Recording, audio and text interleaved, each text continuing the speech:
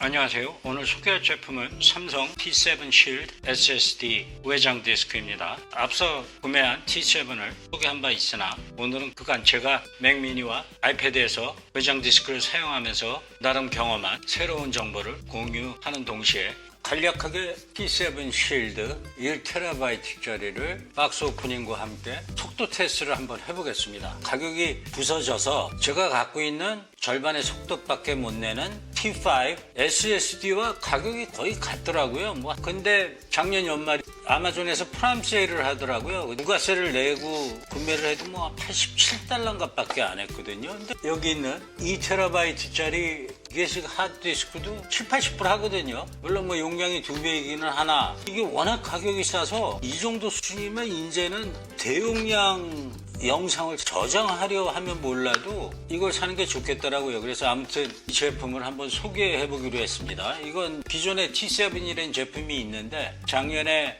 삼성에서 떨어뜨려도 좀 더 안전한 IP65래네요. 이게 3m 드랍 리지스턴스라고 그러네요. 속도가 원래 1Gbps 나와야 되는데 애플 기기들은 M칩이죠. M칩 기기들은 속도를 못 내요. USB 임플리멘테이션에 문제가 있어갖고 엄격히 따지고 보면 결함에 가깝거든요. 그래서 이건 아마 대략 이게 인텔 칩에 들어가면 초당 900MB 이상 뽑아주는데 M칩에서는 600 잘 나와야 700 나올 겁니다. 애플 굉장히 그런 면에서는 좀 기술적으로 문제가 있습니다. 다른 기기와의 호환성 문제를 전혀 고려를 안 하고 자기네 기기 안에 들어가는 것만 초당 3GB 뽑아주는 게 목표거든요. 결코 사용자 친화적인 컴퓨터라고 볼 수는 없습니다. 영상을 처리하는 컴퓨터 치고는 굉장히 저렴하기 때문에 맥이나 아이패드를 구매하는 거죠. 아무튼 이걸 한번 꽂아보고 속도 테스트를 해보도록 하겠습니다. 밖에 굉장히 간단하네요. 그 다음에 케이블을 2개 넣어줍니다. USB-C to USB-A 케이블이 있고요. 그 다음에 USB-C to USB-C 케이블이 있습니다. 이건 당연히 초당 1GB를 쏴주는 케이블이겠고요. 간단하죠? 그리고 한번 연결해 보겠습니다.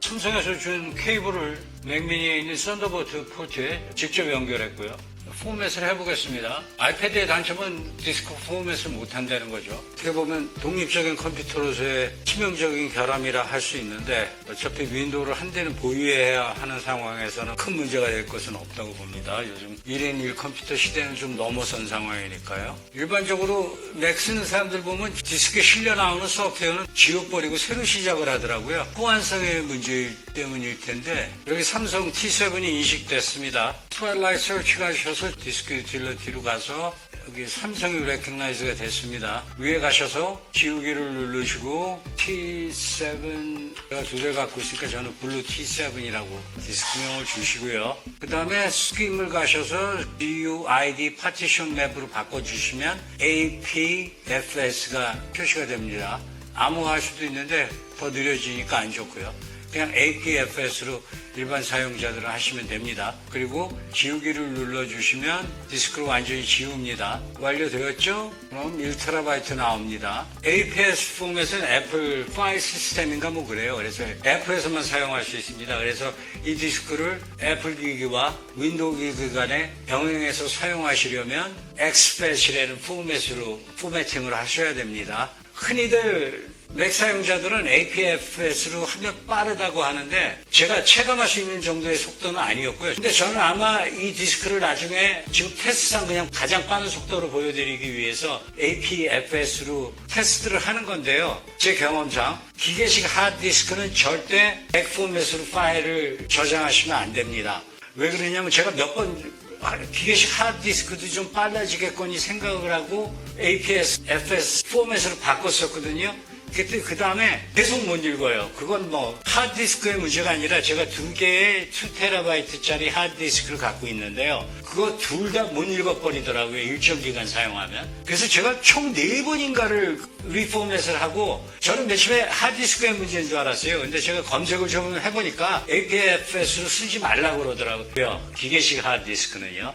애플은 이런 식으로 호환성 관점에서는 굉장히 무식합니다. 윈도우나 인텔에 비해서는 호환성이 엄청 엄청나게 떨어집니다. 그래서 맥킨토시에서는 절대 기계식 하드는 APFS로 포맷하지 마시고 XFS로 포맷을 하세요. 원래 맥이나 아이패드 모드에선 XFS를 읽을 수 있는 파일 포맷 형식이거든요. 근데 그건 이론적인 거고 못 읽는 경우가 허다합니다. 그래서 제가 이 SSD의 경우에는 APFS가 빠르다고도 얘기하는데 앞으로는 XFS 파일 포맷 형식으로 가져가려는 이유는 무엇이냐 하면요.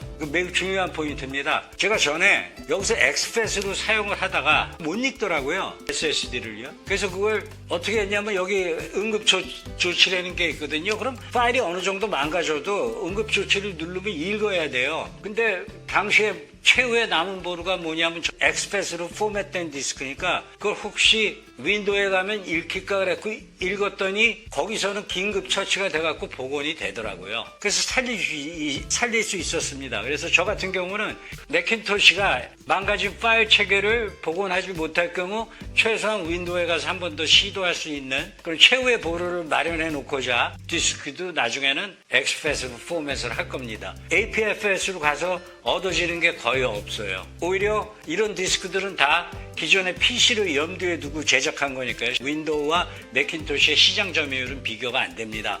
그러니까 하드디스크 회사들도 원래 표준은 요즘은 뭐 애플도 잘 팔리니까 애플과의 호환성도 고려해서 제작하지만 하드디스크는 기본적으로 윈도우에 초점이 맞춰져 있는 주변기기이기 때문에요. XFS로 갖고 가실 것을 저는 제 경험상에서는 권장드립니다. 그나마 SSD는 별 문제가 없었습니다. 한두 번 그런 문제가 있었고요. 이내 어쨌든 복원을 할 수가 있었지만 기계식 하드디스크는 맥에만 연결해서 사용하더라도 윈도우 액세스가 있으신 분은 XFAT 포맷으로 포매팅 하실 것을 권장합니다. 이거 굉장히 중요한 팁입니다. 생고생했어요. 하드디스크 한 서너 번 날라갔었어요. 저만이 아닙니다. 제가 그래서 그걸 검색을 하다 보니까 기계식 하드디스크엔 APFS 포맷을 쓰지 말라고 얘기하더라고요. 자, 그러면 이번에는 디스크 스피드를 한번 테스트를 해보겠습니다. 스팔라이트 서치 가셔서 블랙매직 디스크 스피드를 테스트를 한번 해보겠습니다. 이것도 정확하진 않고 들쭉날쭉하거든요. 스피드 테스트 소프트웨어마다요. 기가바이트를 블루 T7 지금 삼성 디스크에 스피드 테스트를 해보겠습니다. 좀 업데이트 됐을래나? 많이 나오네요. 제가 지금까지 본 것 중에 제일 많이 나옵니다. 800MB, 리드는 676이 나옵니다.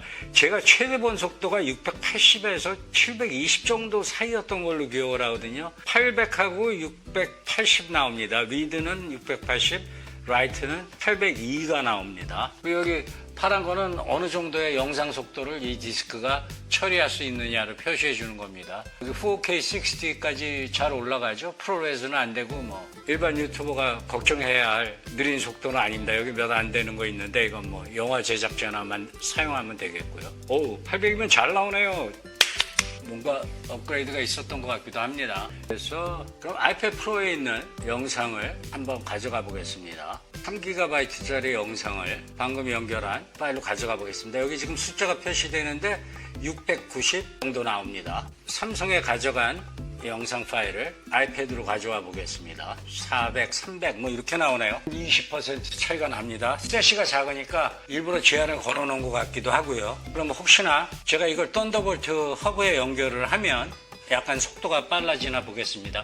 M1칩에 문제가 있어서 일부 디스크들은 썬더볼트 허브를 통해서 보낼 때 더 빨라지는 경향도 있기는 하더라고요. 제게 그런 것인지 모르겠으나 여기 썬더볼트 허브에 연결을 해보겠습니다. 썬더볼트 허브에 연결을 했고요. 썬더볼트 허브 연결 케이블을 아이패드에 꽂겠습니다. 그리고 테스트를 해보죠. 이제 모니터 연결이 돼 있으니까 모니터로 가서 똑같은 앱으로 테스트를 해보겠습니다. 그리고 이런 지금 스피드의 차이는 블랙매직 테스트와 지금 제가 여기서 속도 테스팅으로 사용하고 있는 일종의 파일 앱이죠. 그것 간에 편차가 있을 수도 있기는 합니다. 좀 전에 카피한 파일을 카피해서 삼성 SSD로 가져가 보겠습니다. 먼저 있던 거나 지워놓고 하는 게 낫겠죠. 아이패드에 있는 3GB 파일을 새로 구매한 T7에 가져가 보겠습니다. 640 똑같네요. 640 정도로 유지해 줍니다. 그리고 반면에 하드디스크에서 아이패드로 가져오는 건 확 떨어집니다. 원래 있던 파일 킵보스로 하죠. 둘 다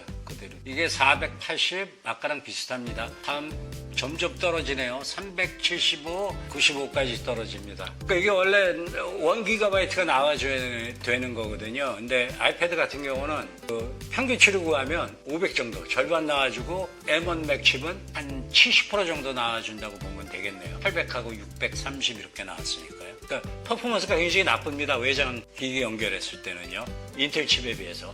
그러니까 맥으로 간다고 해서 반드시 꽃받친 것만은 아닙니다. 물론 외장기기 하나도 안 붙이고 쓰신다 그러면 맥이 훨씬 좋겠죠. 근데 아무것도 안 붙이고 쓰기는 좀 어렵거든요. 특히 랩탑 같은 건요. 아무튼 그렇습니다. 속도 테스트를 보여줬습니다. 참고 T7 SSD는 초당 1GB 쏴주는데 아이패드 미니 6의 외장 하드 속도는 초당 200MB가 최대치입니다. 그래서 T7을 사용하실 필요는 없고요. T5로도 충분합니다. 하지만 둘 다 기기가 가격이 비슷하기 때문에 향후 확장성을 고려하신다 그러면 T7을 구매하는 것 나쁘지는 않다 보겠습니다. 아이패드 미니 6가 외장 하드에 파일을 전송하는 속도는 매우 느린 것은 사실입니다만 본체에서는 지금 여기 테스트에서 보듯이 리드 라이트 스피드가 700과 300이 나와줍니다. 그렇기 때문에 영상 편집은 하드디스크는 속도가 매우 빠르므로 본체에서 편집하신 후 그 파일을 유튜브에 업로드한 후 그 파일을 킵하실 필요가 있으면 T5나 T7 같은 외장 하드로 옮겨주시면 되겠습니다.